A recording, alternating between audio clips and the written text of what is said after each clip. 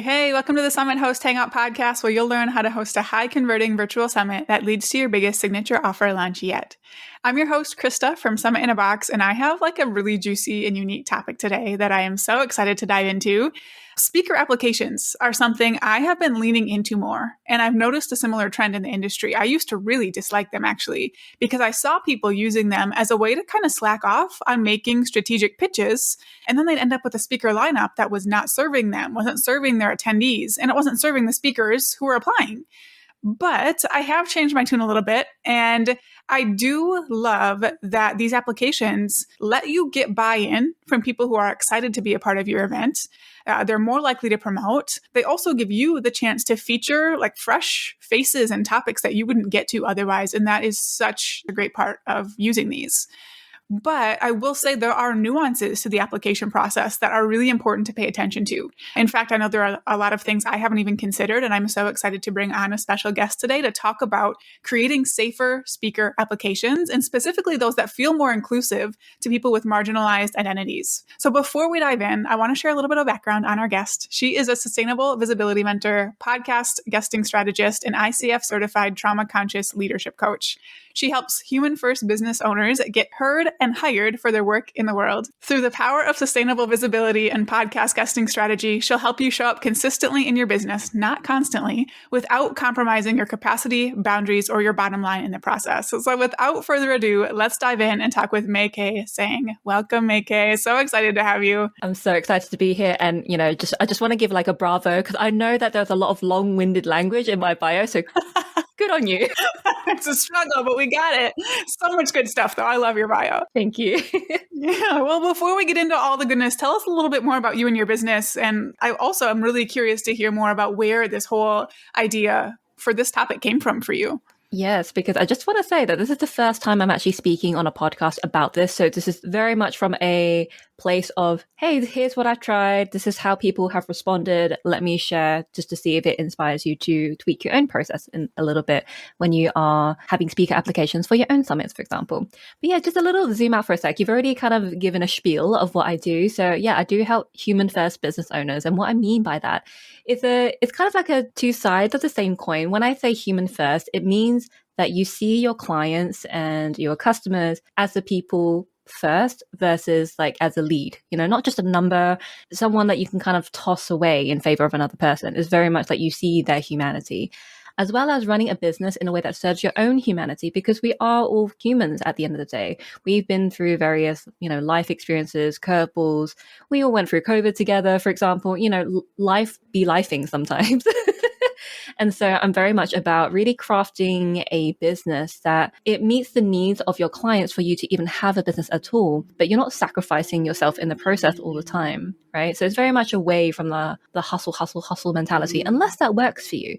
I've been through that. I burned myself out to hell, and I will never, ever put myself back in there. And I know there are a lot of folks who feel the same. So that's why I really am about having a business where I help you be seen in front of your ideal clients and customers, but not in a way that drains you, but in a way that fulfills you and keeps you going on, I love that. So good. I just love everything that you're about. And I'm really excited to dive into this topic that's new to you today. I think it's going to be a lot of fun. And you have a lot of experience speaking at summits too, yes? Yes, I do. It all started from podcasts first. Because how I became quote unquote known for visibility, I guess, was actually back in 2019 when I challenged myself to pitch to 101 podcasters in 30 days. And that's a side note, that is not a tale of inspiration, it's a tale of caution now. But back then, I knew that the industry standard was quite low. It's anywhere between 3 to 10% for a booking rate. And little did I know that my copywriting experience and maybe just how I positioned myself, I wound up securing a 33% booking rate, which was 1 in every 3, which was wild to me. And I really have taken a lot of that speaking experience, and it made me quite well known in the copywriting space at first, and then just kind of gradually expanded outwards. And because I was speaking on all of these podcasts, naturally summit hosts thought, okay, she's spoken before about something I want to cover in my summit. So it naturally led into summit speaking invitations, which I'm very, very honored to have spoken on dozens of summits to date, inside of masterminds, programs, courses, you name it. A lot of speaking experience from the podcast guesting. And it's just kind of branched into its own thing. And then last year, at the time of this recording in 2023, I decided to plan and run my own event. I call it the Not Quite a Summit. And I called it a thingamabob as well. And it was all around sustainable visibility. So I have experienced both speaking and now giving a platform for others to speak. Yes. Oh my gosh. You have all the experience. What piece or what pieces of that makes this specific topic with speaker application stand out to you as something that needs to be discussed? Yeah, so I'd have to say I didn't really give this much thought. I guess every now and then when I'd be filling out an application form to speak on a summit, because I wasn't always invited, I'd say about 7 times out of 10 I'd be invited and 3 I would apply for, right? And every now and then I was curious about when folks would say, I really am committed to having a diverse speaker lineup, right? And I'm like, okay, that sounds great. And then I would look for evidence inside of their process as to how they are making that so, right? Sometimes I would even ask the host if they were open to a conversation about how they are making it be, if it wasn't obvious in their application. And I'm just saying this, by the way, from a place of I was just curious. I'm not pretending that I'm on this high horse that I get to determine what diversity is and isn't. I am not. I hope it's not coming across that way. But I was just curious, right? And then when I started to see that a lot of the good intentions were kind of falling by the wayside a little bit because there wasn't very much congruency in the application process itself, that's when I really started to think about it more deeply. So when I started the process of having my own digital event, my Not Quite a Summit, right? I wanted to have applications because I wanted to go beyond my current network. Yes, I invited about 2 speakers out of the 12, but like you said in the intro, that you changed your tune about applications because you wanted to give an opportunity for those who you otherwise would not have known about, right? So that's why I had an application process, and I had no track record of promise of how many signups they can expect on their email list or anything. I had nothing to offer aside from, hey, I think this is a great idea. Let's run with that, right? And lo and behold, I wound up attracting 85 applicants in the space of about 2 weeks. And that was like, oh, okay, interesting.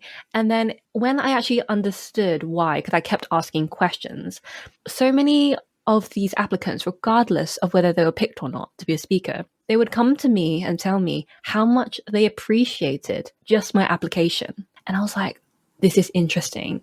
And when I actually look back in retrospect, I put in a ton of intention, and hopefully the actions came through multiple touch points of the process, which I'm more than happy to dive in to this conversation today. And I feel like there is a gap overall between good intentions and the reality of how applications land for a lot of people, especially if you're looking for a diverse audience and calling in more marginalized voices. I think there are a lot more nuances, as you said earlier, that do need to be accounted for just to create a safer experience if they want to speak on your summit. Mm-hmm. Oh my gosh. Okay. I definitely want to dig into this. I am so curious because, we talked about this on Inside the Invite of how I have paid attention to diversity in my events. And it is one of the most important things to me. Like I hold myself to a certain standard of, a percentage of people that like, I don't want us all to look the same. So I have a goal set. But when I think about the application, I didn't have anything special on there because I didn't want it to look like check a box, like if you're marginalized, check a box and tell me more, like I've seen that on applications too. And I just, as a, straight white female, in good health or whatever, like I don't know how that feels. I don't know how that comes across. So I'm so interested and excited to hear from you what pieces you put in your application. So tell us more. Yes. All right. So there are a couple of things that come to mind. So the first thing that, again, I just want to preface this by saying, this is not necessarily a how you must do it. It's more of a how I did it and how it landed for people, which seemed to be quite impactful in ways that I never imagined. I never thought that this kind of response would come where I would get thank you messages simply for asking certain questions or framing my application in a certain way. So something that I did that I don't think a lot of people do is when they have an application process, it's normally just a link straight to the questions, right? So for me personally, I chose to have a landing page, and that's mainly because I wanted to give an overall summary of what the whole event is about before you even apply to it. But what was really, really, really different, and I want to give a hat tip to my friend Claire Panacea, who taught me about being very explicit with my values on my about page or my general office, right? And I translated some of that over into this process before someone even clicks to apply. And basically what I did was I stated my non-negotiables when it comes to values alignment. I was like, look, do not proceed if you do not agree with all of these things. And that was because I wanted to protect and support and advocate for various members of my community with certain identities. So the things that I asked for: 1, you are committed to anti-racist and anti-oppressive change to create a more inclusive and equitable world, especially for those who have been historically marginalized. 2, you also believe that trans women are women, trans men are men, and anyone else between or beyond the gender binary is both valid and welcome in your space. And 3, you wholeheartedly agree that anyone on the LGBTQIAP+ spectrum deserves to be celebrated and protected for who they love. So I had those because, 1, the first one about the anti-racism, anti-oppressive change is because I do have a lot of people of color in my community, maybe because I'm a person of color myself, right? And so I have been on the other side of racism and oppression, being ostracized, all of that stuff. And so I really wanted to create a community of belonging, not just for my speakers, but by extension, who they would bring into the mix when they share about the event, right? And then 2 and 3 is about protecting the identities of those, in terms of the lens of gender, or rather, beyond the gender binary, I suppose, and sexual orientation. There are people in my life, or it's myself, who identify with a couple of these things. And so I'm not going to host an event where I have a speaker who wishes that I don't exist because a part of my identity is not something they align with, So I had to really dig deep into my own identities and also the people who I realize really come to me and who really struggle with a sense of visibility, because visibility can be triggering for a lot of marginalized people for multiple reasons, right? And so that's why from the get-go, I wanted to craft a space where the speakers who I invite are people they feel safe to learn from because of what they stand for. So that is what I started with, having my values on the page before they even get to apply. So good. Like, talk about values led, right? Like, you are literally leading with your values. People cannot proceed before they see your values and make sure they align with them, and you get to make sure your audience is protected. That's beautiful. I love that. Like, dang, that should be a part of it. Our process for everything, right? Like, anytime we collaborate with someone, like making sure they align with those really important pieces that make sure our people are safe. Exactly. Man, that's great. I love that. And actually, there's a little side story to this about how this really did impact the right people. So there was actually a past client of mine who worked with me for podcast guesting, and they reached out to me to say how they wanted to apply, but they chose not to because they were actually misaligned with the values. And they were communicating that with such respect for how I wanted to run my event and how they opted themselves out because they had to be honest with themselves about how we weren't aligned all the way through when it comes to these specific values. And I really respected that. Like, there was no hate, there was no aggression, no trolling, nothing. It was very much a very honest communication, how, hey, I love that you're doing that, but unfortunately, I don't meet those values, that requirement to even be a possible speaker for you. And I thought that was amazing. And I think that's what happens when you communicate with compassion. And because I one of my core values is compassionate change making.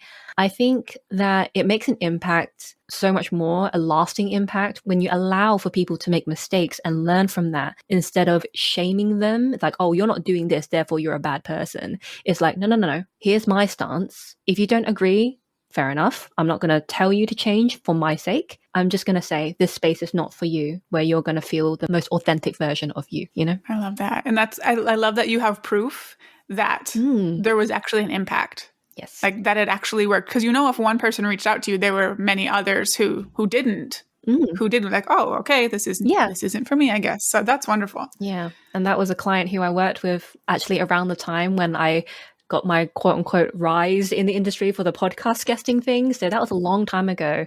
And I think that just goes to show that because of how intentional I try my best to be with leading with values and just the way I like to do my work, people stay for years. Even if they don't continually buy from me, that's fine, but they still seem to stay in my orbit, and I think there's a reason for that. So I think that just goes to show that when you have a human first business, when you see people for their humanity, they see you for yours as well.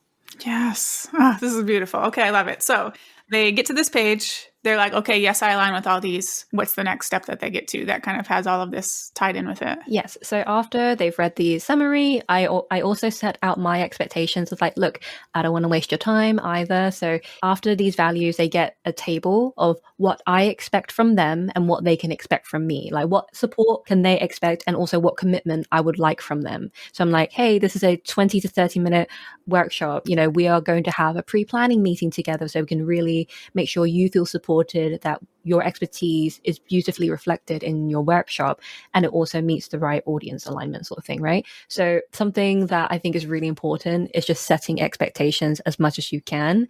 And then at least no one wastes their time when they even apply. So this is all before the application even starts. Yes. And then when they get through all of that, so I appreciate for anyone who kind of like goes through all of these, I don't want to call them hurdles, but steps. They go through all of these stages pre-application, and then they finally get to the application, right? So there is no one right way to do this. And you're probably going to hear me say that a lot in this conversation. But something that really comes to mind when it comes to curating a diverse speaker lineup is asking questions that not only ask them about their expertise. Like ultimately, we are going to choose people for their expertise, right? Which is great because like you can pick the most beautifully diverse person in the world, like whatever that means to you. But if that topic doesn't align with your summit or your event, there's respectfully no point in having them on there because it's not going to reach the right people. They're not going to get the results they want because it's just simply not aligned. So I'm not denying the fact you absolutely need to know about their expertise and their experience. But I think something that is missing from a lot of applications is asking about how they got there. So asking about their lived experience. And for me personally, I know that you said earlier, for example, being unsure about having a question to ask about their identities because like, oh, it's checking a box, right? And I don't do it in a checkbox way, I suppose. For me, I chose to ask an identity question and I used language along the lines of, to whichever degree you're comfortable with sharing, I would love to ask you, which identities do you think make up who you are? And then I make sure to explain why that is. And I even give an example. So I say, the reason why I'm asking this is because I am committed as much as I can be to create a diverse speaker lineup. And that means representing identities that are both visible and invisible to the naked eye. So for example, and I list out all of my identities, like you wouldn't know by looking at me, arguably, that I am on the LGBTQIA+ spectrum. That is something that I do privatize depending on which community I'm speaking with. So you wouldn't know that, right? But there are identities that you would see. The fact that I am Asian, right? I'm of Asian descent. I cannot hide that, nor do I want to, because I'm proud of being Asian now. But so I give an explanation why I'm asking that question. And I also give an example just so they can see what it is that I'm getting at, right? And that becomes one of my pillars of consideration later on, which we can speak about later. But that becomes one of the questions I do look at when it comes to picking my final speaker. So I'm just going to stop there, pause, see if you have any questions about how this goes or comments, thoughts. I'm here for it. Yeah. Oh my gosh. No, I love this. I don't think I have any questions, but the way you've worded that is so perfect. So wonderful. You're showing so much like genuine care. You're going way beyond, I need to check this box. You genuinely care. And I think the fact that you have your own examples to share definitely adds to it as well. It's just so well done though. Thank you for sharing that. Thank you. I feel like my past training has really come into play. Woohoo! Yes, it's so good. Yeah, so that's those are the main things that when it comes to applications that you would be surprised that can be all it takes when it comes to not only saying that you want a diverse speaker lineup, but actually asking the kind of questions that will help you know whether you actually are curating a diverse speaker lineup. Yes. And that's definitely a limitation I've had with my applications. Like I said earlier, like I care. I do genuinely care and it's a goal of mine. But without ever having a question like that, the only judgment I can make is going on someone's website and looking at their picture or like seeing if they decided to disclose anything publicly on, their Instagram bio or about page. And like you said, a lot of things are not visible and a lot of people don't publicly disclose things just, willy-nilly for no reason. So I just love the way you've handled this. So let's take it a step further now. Now you have all this wonderful data. It's all these speakers who are aligned with your mission and vision and values, and it's a beautiful thing. How do you go about actually selecting speakers once you have their applications in? And how do you make sure you're doing that in an inclusive and fair way? Whether or not it's an inclusive or fair way, I can't comment on whether that actually is the case. I just hope that it is the case, right? So a couple of things come to mind. So first and foremost, so what I do is I export the data into a spreadsheet. So I'm literally just looking things by column. So I actually, how in applications, oftentimes you start with the name. I put any identifying information at the very end. And the reason for that is so I can see them for their expertise first. It is not the end all be all determination, but it is my first point of call. And the reason why I chose to do that is because it's actually at the time of my first event anyway, because I'm working on my second. At the time of my first event, it was only me choosing. So I can't pretend that there's no bias whatsoever, but I can significantly reduce it. And one of the decisions I made was to put my name or ask for their name and email at the very end. And so the first thing was asking about, what was their topic they wanted to propose for this event. It's about sustainable visibility. What's your interpretation of that? And how does your expertise lend to that? Right. So at least from there, I'm like basically doing my first scan, I guess, just from topics alone. And doing that without identifying information allows me to pick someone who's purely in event alignment with the topic. Right. And then I'm able to start weeding from there. And then the next stage would be looking at the identities question. So that question that I mentioned earlier, like to whichever degree you're open to sharing about your identities, that is what I would look at next. And it's because I am mindful of representation, but the reason why I do the topics first is so I'm not picking because of their identity. That's when, to me, it feels like it's checking a box. Then it feels like it's dipping into tokenism territory, and I can't pretend that that doesn't happen, right? I'm sure to some degree I must tokenize at some point, but this is my way of currently handling the selection process by names later, identifying information later, expertise first, and then their lived experience later with their identities. And then, of course, after that, I factor into things like their audience alignment. So something that I know you're very passionate about, that you shouldn't pick a speaker that doesn't have the same audience. Otherwise, you're not really going to help each other, right? And at the end of the day, you want it to be a symbiotic relationship with your speakers for your summit. So that is why audience alignment is also going to count. And then I think I had more like, they weren't non-negotiables, they were more like nice to haves. So I would look to see their social media presence. I would look at their website. But again, they are not determining factors by any means. And I remember there was one situation where there were two people, they pretty much had the same identity cocktail, I guess. They had like the same topic, pretty much, both very interesting, both about boundaries. And then what I looked further into was like, is this like a one-off topic for you that you're not really known for, but you can talk about, versus is it a core aspect of your business? And that to me was the determining factor for these two speakers I remember picking between.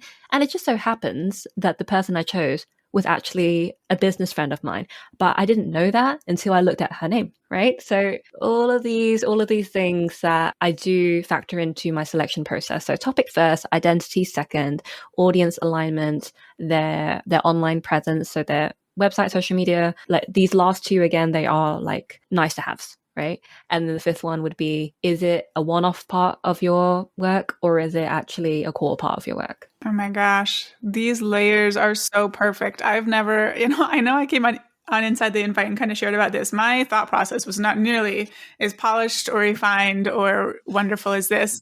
It's not polished, it's an experiment. I'll tell you, it was an experiment. I'm like, I think so. So great though. The order just, to me feels So perfect. And just the difference in when you're looking at their name. Mm-hmm. Oh my goodness. Because when I did my applications, I didn't do that. The first thing I saw when I opened the, submitted forms was their names. I was like, oh, have to have that person, like one of my business friends. Doesn't matter what they pitched. I have to have them. Where you didn't have that, man. Like, how much better is that? Have it at the end. Have a checkbox where you're like, oh, nope, that's not a fit. And just filter them all out. You don't even have to see. You don't have to see your friends who submitted who aren't a good fit. Like, man.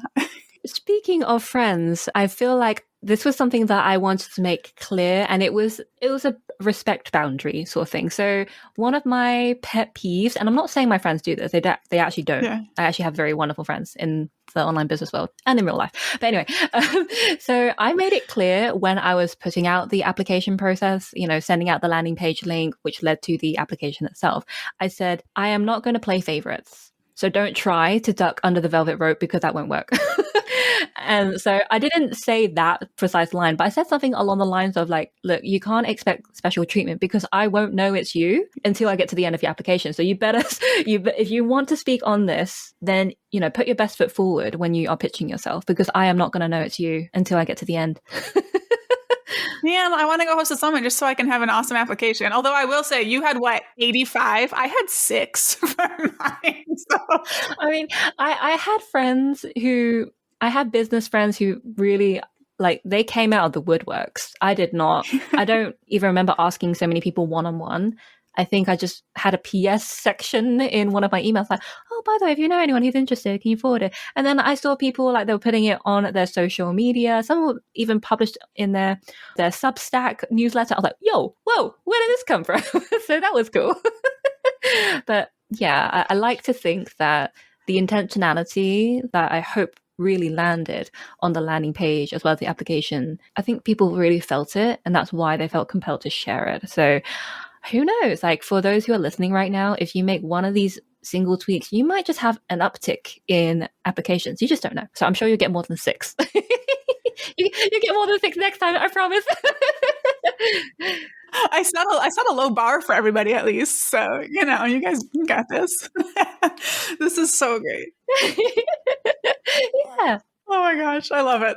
Okay. But like, I know I am inspired right now to just go make a bomb application, even though I have nothing for people to apply for. I know our listeners are feeling the same way, and I know you have a resource to help. Can you tell us about that? Yes. So this is a brand new resource, and actually sparked from this conversation with you, Krista. So I'm super excited to talk about it.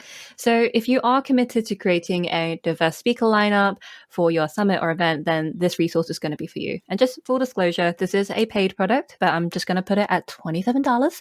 And I'm going to basically take you through these exercises of how you can define what diversity means and actually how it translates into your questions. And it's also going to be a swipe. So all the things I mentioned, like the values that I wrote and all the applications that I actually asked and the order, I'm going to put that into a swipe for you. So you can basically just take whatever resonates, leave behind what doesn't, and really curate it to your event and the values you want to put forward to create your version of what a safer speaking application is going to be. So you can check that out over at maikeetsang.com/swipe. Oh my gosh, love it. I'm excited to grab it. I'll link to that in the show notes. I also want you to tell us about something else I brought up a couple of times inside the invite where people can, like, I know you have several series, but one is about how hosts curate their speaker lineup. So can you tell us about that as well? Yes, exactly. So I loved having you a part of season 2. So just for zooming out for those of you who haven't heard of me or this product, it's called Inside the Invite. It's a private podcast interview series where I ask podcast hosts, summit hosts, and for future seasons, I'm going to be asking event hosts what they look for when they invite experts to be on their respective stages. And in season 2, there was a special question I asked all the summit hosts, because season 2 was all about summit hosts. And it was like, how do you factor in diversity, equity, and inclusion? And like, how does that inform your thought process? And I was so blown away with how open, and I don't want to say the word vulnerable, but open and intimate these answers were, because I think there is so much that we don't see on the surface. There's so much thought that goes behind the scenes into creating a summit in the first place, right? But when it comes to curating a speaker lineup, there are so many nuances to think about, the worries about tokenism and being performative. And it was just interesting to hear how all of you navigated your own way with this question. And so the whole purpose of this podcast is, if you're someone who doesn't really like pitching yourself as much, is called Inside the Invite. So literally what's inside an invitation process so that you can position yourself for invitations. Because yes, there are things you can do for invitations, and it doesn't actually rely on your network as much as you think, which is great for those of us who are like, my network isn't that big. But no. It's actually how you position yourself, how you communicate your work, and all those things. And there is a bonus episode that I put at the end of each season where I talk about like the 5 best things. So if you don't want to listen through all the interviews, you can just go straight to the bonus episode for the summary, like a Cliff Notes version. But the interviews are great. So yeah, the interviews that are fantastic. And I have to say, like, I promise you, Krista, I'm not saying this because you're right in front of me right now, virtually, but you speak so concisely in a way that I'm like, oh God, I can listen to you all day, because I think it was just so fascinating. And also, you're the queen of summits as well. So it makes sense. Absolutely. But your interview is absolutely fantastic. And I just loved how clear all of your steps were and your considerations. And I appreciated your own openness to that diversity question. Those who identify as white, I noticed that the speakers on that particular season, I felt more worry of getting it wrong when I heard their answers. And I thought that was really interesting. And I think to me, that just shows how much they truly are thinking about this. And it was really such an honor and a privilege for me to hear it. And so for those of you who do want to hear those conversations, as well as learning how to be invitable on podcasts and summits and beyond, then I invite you to check that out. And full disclosure, again, this is also a paid product. It's $99, but I promise it's money well spent. Yes. Absolutely. Absolutely. I'll link to that as well. And just one more question for you, like, where can people generally go to connect with you and check out all your stuff online? Yeah. So I think the best place social media wise is to find me on Instagram. Like, I do have a 9 grid, which means I don't update my feed. I update my stories and I'm in my DMs. So I even put it on my profile. You won't find me in my feed, find me in my DMs. So I made that clear. So that's where to find me on social. And I have to say, my best stuff is for those on my email list. So you can check out Inside Insights. And I know I like using alliteration a lot. And this is basically my behind the business newsletter where I share about how I'm navigating these things in real-ish time, and where you can get an exclusive invite to something I like to do with my community each month, which is Cuppa Catch-Ups, where I invite people for a one-on-one conversation. And it's been like a little fun race, I guess, for my community. For nearly 5 years now, I communicate with my community one-on-one, and I get to have such amazing conversations with them. That's only for my email list. And also pop-up events, you get special offers for like new things that are coming up, all that good stuff. So, and that is totally free. I love it. Oh my gosh. So much good stuff. Thank you for sharing this. This was such a beautiful conversation. This is maybe one of my favorite topics we've had on here, because it's man, such a great way to make your events better for your attendees, to serve speakers better, to just have a more well-rounded, inclusive event. Like, that's what we set out to talk about. And it's such a beautiful topic and thing to consider. So thank you so much for sharing. And thank you so much, everyone, for tuning in. For show notes and resources mentioned, head to the link in the episode description wherever you're listening. Now go out and take action to plan, strategize, and launch your high-converting virtual summit.